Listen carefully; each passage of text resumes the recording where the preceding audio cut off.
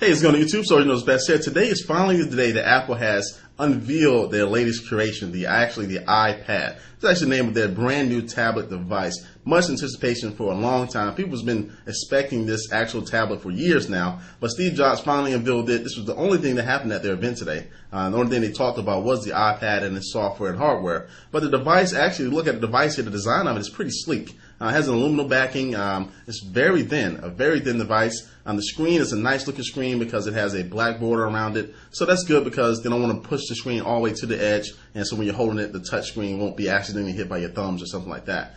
So the actual device looks awesome. The device is a very clean looking device. It has a 9.7 inch diagonal LED backlit glossy display. It also has the IPS technology, which is going to be like, no matter at what angle you're at, it shouldn't see a lot of glare or anything like that. It's 1024 by 768 pixels. So the people actually got their hands on with the device. I think the actual screen looks actually beautiful. It says it's kind of like holding a big iPhone, looks kind of like a big iPhone. And so the screen actually does look pretty good. Fingerprint resistant oliphobic coating, basically the same thing on the 3GS to kind of keep the grease from your fingers off of it. And so it's going to come in two models as well.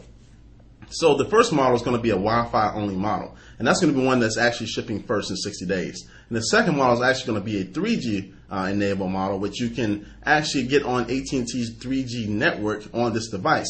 Now the good thing about this, and this is actually for me saved this whole event because overall the event was kind of because we had a lot of anticipations, but this right here really kind of sold it for me. As far as data plans, you know, the normal data plan is about $60 a month for a company with a 2-year contract. It's pretty much standard for unlimited data. Now with this iPad, you're actually going to be able to get unlimited data just for $29.99 a month, no contract. You can activate it on the iPad device itself. You don't need to go to a store, don't need to call anybody. And also if you want a 250 meg internet, I think it's $19.99 a month. You can cancel that anytime. Again, it's contract free. So this may be a seller to a lot of people who want that who use data cards, stuff like that, because I use the MiFi. That's $60 a month. Even though I can have it on 5 devices, I normally don't, but that's $60 a month with the contract. So this is actually a good selling point.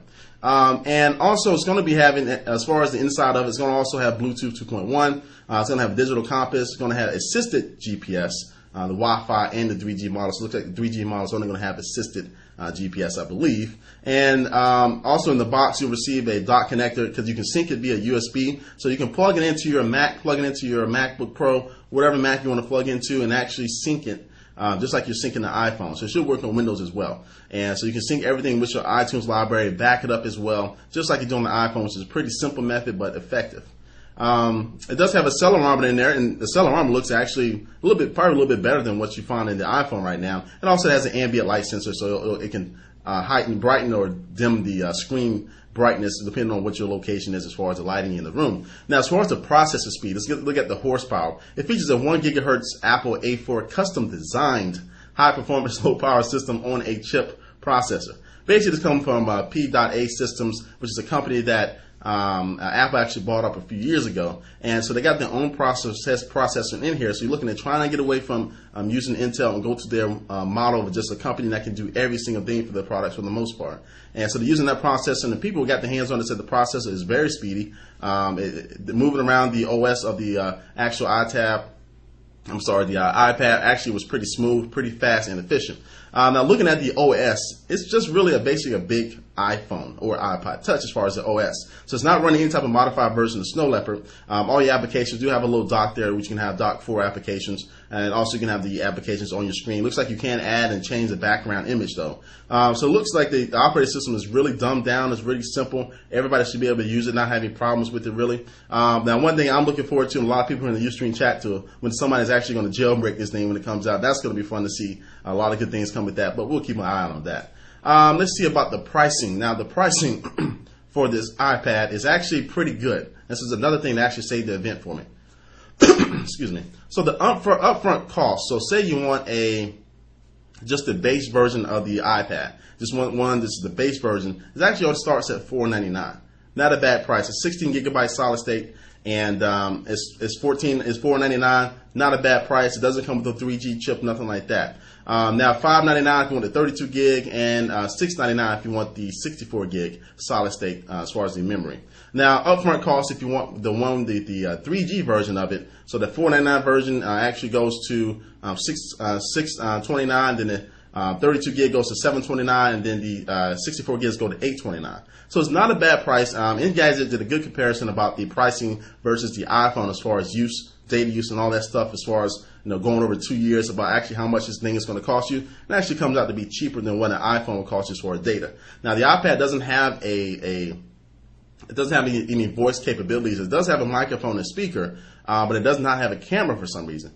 But anyway, I'm pretty sure you can be able to use Skype on this, especially you get the data plan, so that can work out for you. And I'm pretty sure other people make some applications to be able to do some phone calling over it. So I think the lack of the camera is actually a big thing because everybody expected a camera in it. I don't think it's that much for Apple to actually put a camera in it. I don't see why not, but they're probably waiting that for the next model, give you some reason to upgrade. But I think overall the iPad is a good device for the market that is going after. We had a nice little argument in Ustream talking about whether this thing is actually worth getting. And basically what I came to, my opinion on it, I think that if you have an iPod Touch or an iPhone, you may not need to get it. It may not be for you. You'll probably don't have to spend the money for it.